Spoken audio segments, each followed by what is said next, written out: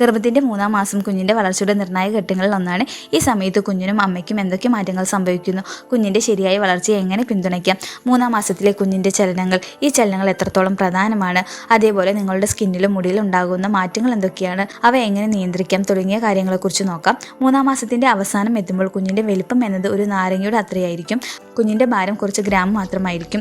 ഗർഭധാരണത്തിൻ്റെ 3-ാം മാസത്തിൽ നിങ്ങളുടെ കുഞ്ഞ് അവയവങ്ങളുടെ വികസനം എന്ന നിർണായക ഘട്ടങ്ങളിലൂടെയാണ് കടന്നുപോകുന്നത്. പ്രധാന അവയവങ്ങൾ ഇപ്പോൾ മുഴുവനായും രൂപം കൊണ്ടിട്ടുണ്ട്, പക്ഷെ അവ ഇപ്പോഴും പ്രവർത്തിക്കാൻ തുടങ്ങിയിട്ടുണ്ടാവില്ല. ഇനി വരുന്ന ആഴ്ചകളിൽ ജനനത്തിന് ശേഷം പ്രവർത്തിക്കുന്നതിനുള്ള ഒരുക്കങ്ങൾ തുടങ്ങാൻ പോവുകയാണ് ചെയ്യുന്നത്.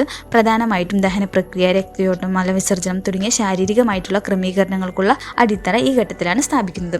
അതേപോലെ കൊഴുപ്പുകളെ ദഹിപ്പിക്കുന്നതിനുള്ള പിത്തരസം കരളിൽ ഉൽപ്പാദിപ്പിക്കാൻ ആരംഭിക്കുന്നതും ദഹന പ്രക്രിയയുടെ അടിസ്ഥാന ഘടകങ്ങൾ വികസിപ്പിക്കുന്നതും 3-ാം മാസത്തിലാണ്. ഇത് കുഞ്ഞ് ജനിച്ചതിന് ശേഷം ആഹാരത്തിൽ നിന്നുള്ള പോഷകങ്ങൾ സംസ്കരിക്കാൻ തയ്യാറാക്കുന്നതിന് സഹായിക്കുന്നുണ്ട്. മാത്രമല്ല കുഞ്ഞ് 3-ാം മാസം മുതൽ മൂത്രം ഉൽപ്പാദിപ്പിക്കാൻ തുടങ്ങുന്നു. കുഞ്ഞ് അമ്നോറ്റിക് ദ്രാവകം വിഴുങ്ങുകയും കിഡ്നികൾ ഈ ഭ്രൂണജലത്തെ ഫിൽട്ടർ ചെയ്ത് മൂത്രം ഉൽപ്പാദിപ്പിച്ച് അത് ഭ്രൂണപാത്രത്തിലേക്ക് തന്നെ പുറന്തള്ളുകയാണ് ചെയ്യുന്നത്. ഇങ്ങനെ ചെയ്യുന്നതിലൂടെ ഭ്രൂണജലത്തിന്റെ സന്തുലിത അവസ്ഥ നിയന്ത്രിക്കാൻ സാധിക്കുന്നതാണ്. ഇത് കേൾക്കുമ്പോൾ പലർക്കും അത്ഭുതം തോന്നുമെങ്കിലും ഈ മൂത്രം ഭ്രൂണജലത്തിന്റെ പരിഷ്കരണ പ്രക്രിയയെ സഹായിക്കുന്നുണ്ട്. അടുത്തത് 3-ാം മാസത്തിൽ കുഞ്ഞിന്റെ ഹൃദയം പൂർണ്ണമായും വികസിച്ചിട്ടുണ്ടാകും. അതുകൊണ്ട് തന്നെ സ്ഥിരമായ രീതിയിൽ ഹൃദയം ഇടിക്കുകയും ചെയ്യുന്നുണ്ട്. രക്തക്കൊഴലുകൾ വികസിച്ച് രക്തയോട്ടം ആരംഭിക്കുകയും ശരീരത്തിന്റെ എല്ലാ ഭാഗത്തേക്കും ഓക്സിജനും പോഷകങ്ങളും എത്തിക്കാനും ഈ മാസം മുതൽ തുടങ്ങുന്നുണ്ട്. അതേപോലെ മസ്തിഷ്കത്തിൽ സെൻസറിയും മോട്ടോർ ഫംഗ്ഷനുകൾക്കും അടിസ്ഥാനമായിട്ടുള്ള സ്നാപ്സുകളും രൂപം കൊള്ളാൻ തുടങ്ങുന്നുണ്ട്. ഈ സെൻസറി എന്ന് വെച്ചാൽ ഈ സ്പർശനം, വേദന, ചൂട്, തണുപ്പ് തുടങ്ങിയ അനുഭവങ്ങളൊക്കെ തിരിച്ചറിയാനുള്ള കഴിവാണ്. ഈ മോട്ടോർ ഫംഗ്ഷൻ എന്ന് വെച്ചാൽ പേശികളുടെ ചലനങ്ങളെ നിയന്ത്രിക്കാനും നടത്താനുമുള്ള നാഡീവ്യവസ്ഥയുടെ കഴിവാണ്. അപ്പോൾ ഒരു ഗ്ലാസ് എടുക്കാൻ കഴിയുന്നത് മോട്ടോർ ഫംഗ്ഷൻ ആണെങ്കിൽ ആ ഗ്ലാസ് ചൂടാണോ തണുപ്പാണോ എന്ന് അറിയാൻ കഴിയുന്നത് സെൻസറി ഫംഗ്ഷനാണ്. ഈ കാര്യം ഇങ്ങനെ വിശദീകരിച്ച് ഇവിടെ പറയാൻ കാരണം ഒരു ജീവനുള്ള വ്യക്തിക്ക് ബേസിക് ആയിട്ട് ചെയ്യാനും അറിയാനും സാധിക്കുന്നതും വളരെ പ്രധാനമായിട്ടുമുള്ള ഒരു കഴിവാണിത്. നമ്മളെല്ലാവരും സ്ഥിരമായിട്ട് ചെയ്യുന്ന കാര്യം കൂടിയാണ്. അപ്പോൾ ഇത്തരം കഴിവുകൾ 3-ാം മാസത്തിലാണ് ഓരോ കുഞ്ഞിലും ആരംഭിക്കുന്നത്.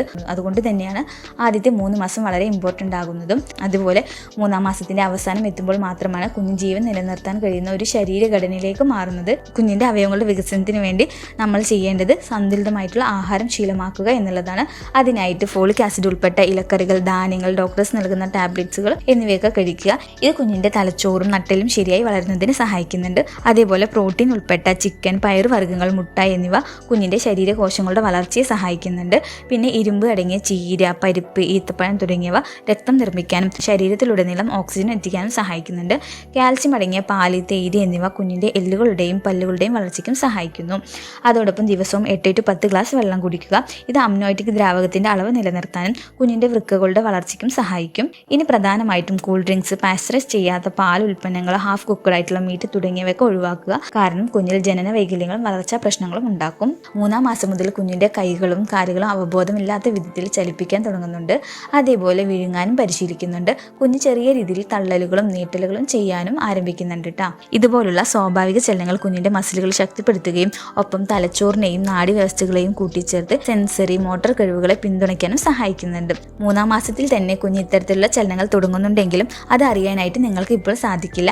കാരണം അവ വളരെ നേരിയ അനക്കങ്ങളാണ്. ഏകദേശം 18 to 20 ആഴ്ച മുതൽ അഥവാ 4-ാം മാസത്തിന്റെ അവസാനം മുതൽ മാത്രമേ ഈ അനക്കങ്ങൾ അറിയാൻ സാധിക്കുകയുള്ളൂ. പ്രഗ്നൻസി ടൈമിൽ കുഞ്ഞിന്റെ വളർച്ചയെക്കുറിച്ച് മനസ്സിലാക്കുന്നത് കുഞ്ഞുമായി നിങ്ങളെ കൂടുതൽ അടുപ്പിക്കാൻ സഹായിക്കുകയും കുഞ്ഞിന്റെ വികസനവും ആരോഗ്യവും സംരക്ഷിക്കുന്നതിന് വിവേകത്തോടെ തീരുമാനം എടുക്കാനും സഹായിക്കും. അടുത്തത് കുഞ്ഞിന്റെ വളർച്ചയ്ക്കും വികസനത്തിനും അത്യാവശ്യമായ ജീവരേഖയാണ് പ്ലാസന്റ അഥവാ മറുകുട്ടി. 3-ാം മാസത്തിലാണ് പ്ലാസന്റ പൂർണ്ണമായിട്ടും പ്രവർത്തിക്കാൻ തുടങ്ങുന്നത്. പ്ലാസന്റ എന്താണ്, അതിന്റെ പ്രവർത്തനങ്ങൾ എന്തൊക്കെയാണ്, അതിന്റെ പ്രാധാന്യം തുടങ്ങിയ പ്ലാസന്റയെക്കുറിച്ച് ഒരു വീഡിയോ തന്നെ ചെയ്തിട്ടുണ്ട്. പ്ലാസന്റ ഇല്ലെങ്കിൽ അവിടെ കുഞ്ഞിനെ നിലനിൽപ്പില്ല. ഇതിനെക്കുറിച്ച് അറിയാൻ താല്പര്യമുള്ളവർക്ക് ഡിസ്ക്രിപ്ഷനിലോ കമൻറ്റ് ബോക്സിലോ ഈ വീഡിയോയുടെ ലിങ്ക് കൊടുക്കാം. അപ്പോൾ അതൊന്ന് പോയി കണ്ടോളൂ. ഒരു വീഡിയോ ചെയ്തതുകൊണ്ട് തന്നെ ഈ വീഡിയോയിൽ പ്ലാസന്റയെ കുറിച്ച് ഒന്നും പറയുന്നില്ല, കാരണം വീഡിയോ ലോങ് ആകും. 3-ാം മാസത്തിൽ അമ്മയിൽ ഉണ്ടാകുന്ന മാറ്റങ്ങൾ എന്തൊക്കെയാണെന്ന് നോക്കാം. 3-ാം മാസം മുതൽ അങ്ങോട്ട് ഓരോ മാസവും 1-2 കിലോ വെച്ച് കൂടാൻ തുടങ്ങും. ഇങ്ങനെ ഭാരം വർദ്ധിക്കുന്നത് ആരോഗ്യകരമായിട്ടുള്ള ഗർഭധാരണത്തിന്റെ ലക്ഷണമാണ്.